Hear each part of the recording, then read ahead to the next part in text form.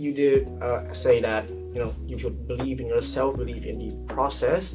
But can you give more of a detailed on a few advices that you could give to encourage these people, especially students that are struggling when they get compared to their peers? So the first thing to say is that if the marks come back and you don't get the mark that you wanted, it's natural to be disappointed. That's just a natural emotion. Yeah. But sometimes people send me little clips of video in school, and the example I want to give you is a boy who he's talking to his friend, and his friend said to him, "You didn't do very well in that test," and he says, "No, I didn't." He said, "But watch me next time." And that's what you really need, is to have that kind of sense that you're realistic about what happened, but you want to do better next time. And of course, how do you get to do better next time is that you have to be in the performance mindset, which means that you're reaching out to ask, how would I do better next time? Tell me what I did wrong. I want to do better.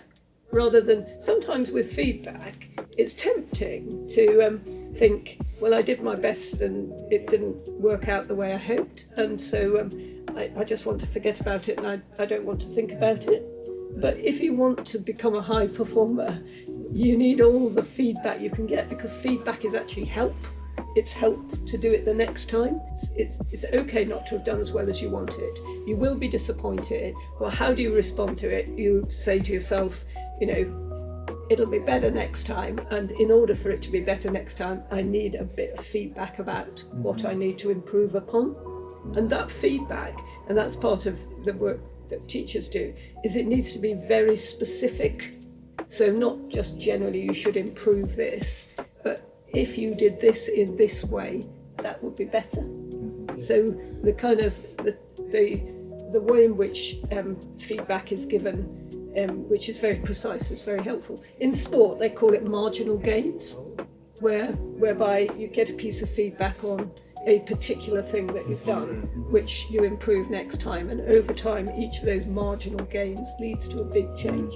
And it's just the same in cognition, in terms of what you're doing in school.